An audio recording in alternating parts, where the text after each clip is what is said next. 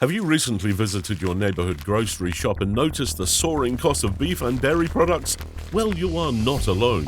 The largest cow supply reduction in the last 40 years is happening right now, and it's impacting grocery shops nationwide. With shortages becoming increasingly visible, it's important to understand the causes that have led to this scenario and how it may affect the sector in the future. So, have a seat and join us as we delve into this vital problem. Tens of thousands of ranchers are reporting the greatest beef supply decline since 1962. Meat shortages have been predicted for months and are already impacting all major grocery shops, and customers are seeing prices fall to levels last seen at the June 2022 inflation peak. Livestock experts predict that a price increase will occur in the next few months. According to new research, many Americans have already begun storing meat in preparation for the impending meat shortages. The meat industry forecast for 2023 predicts a decrease in the supply of beef, leading to higher prices for everyone. On average, Americans will eat 5.6%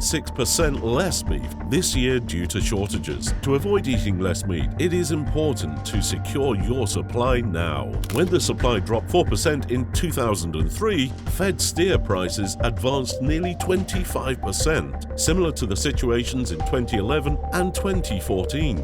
However, millions of people who did not plan would be compelled to consume less or eat cheaper cuts when the shops run out. Ranchers in the United States are cutting back their herds at near record rates, with a low of 28.9 million beef cows in April, the lowest amount since 1962.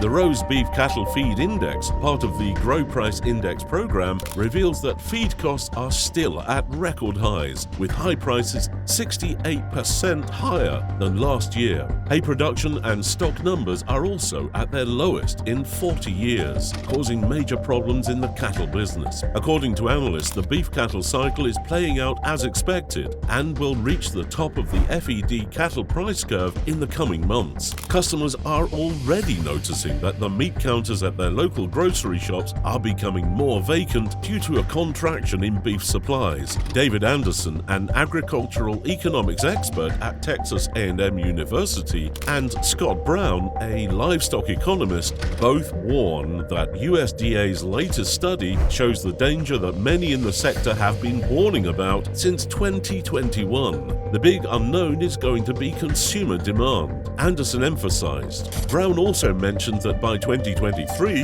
the organization of the cow-calf business would have changed due to this round of the cattle cycle. Brown predicts that the true price increase will occur when the rebuilding process begins and ranchers begin to keep heifers this year, followed by harsh price increases. Demand for many of our agricultural products is becoming more inelastic, so small changes in supplies get us from record highs to record lows in short periods of time, and volatility isn't going away anytime soon.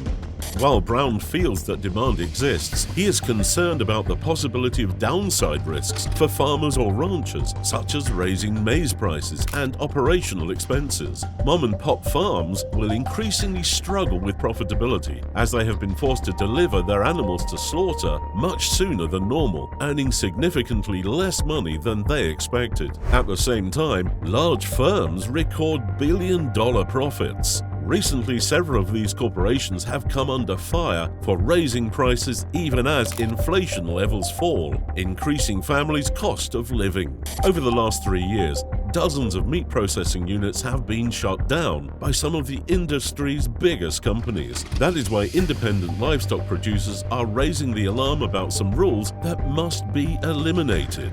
We are subject to a law prohibiting hundreds of small-scale meat processing facilities from supplying restaurants, schools, and hotels. Tyson Foods, one of the world's top meat packers, warned that the supply chain was breaking. This is essential for public health and the economy, as meat prices have risen and other expenditures have decreased. According to the most recent Bureau of Labor Statistics, total beef prices are 17% higher than a year ago. Bacon is now 12% more expensive than it was last spring. The peak of seasonal demand in the summer is expected to worsen as supermarkets scramble to restock their shelves. To ensure a steady supply of meat, many families have begun purchasing in bulk to save money. Logan Wagoner, a father of 3, purchased a half cow and an entire pig, as well as a freezer that now stores 320 pounds of bacon, sausages, ribeye steaks, ground beef, and soup bones. Jess Peterson, Senior Policy Advisor for the U.S. Cattlemen's Association and cattle rancher in southeast Montana, believes that prices are still lower than what someone would pay in a store. The number of Americans buying meat directly from farms in bulk is higher than it was before the pandemic. Dollar Carey, the owner of Circle Bar Meat in Fort Bidwell, California, has started delivering 20-pound meat boxes to consumers all across the country. Jason Levin, owner of Wilson Prison Farms in Calvert County, Maryland, has already sold out for the year and has had to boost his pricing by $2 a pound to keep up with a 7-fold increase in demand. Many individuals are stockpiling at this stage, as there is a certain level of comfort in knowing they have a freezer full of beef. Catherine and Adam McGlough of Montrose, Colorado, recently determined that 185 pounds of beef was just enough for their family of 3. They paid $600 for a quarter cow earlier this year and currently have T-bone steaks, rump roast, stew meat, and 1 cow liver in a chest freezer in their garage. In comparison, the outlook is bleak for millions of Americans who did not have the opportunity to plan ahead of time. Regulations barring additional meat from entering the U.S. food supply system could lead to chaos, as seen in 2020 when panic buying gripped grocery stores. The most serious contamination danger to the cattle, poultry, and pork sectors is crony capitalism. They should not see unstocked shelves or excessive pricing just because major corporate interests deceived the free market with the aid of bureaucrats and central planners, contends final expert Gavin Wax. It's reasonable to conclude that action will be taken only when it's too late and supply shortages reach crisis proportions. If you can stock up on your favorite cuts while they are still available in local stores, the scenario will be drastically different in a few months. As we come to the end of our video, it's evident that the impact of this scarcity is far-reaching and influencing our everyday lives in ways we may not have expected. From empty grocery store shelving to soaring cattle product prices, it reminds us how intimately intertwined our food supply chain is.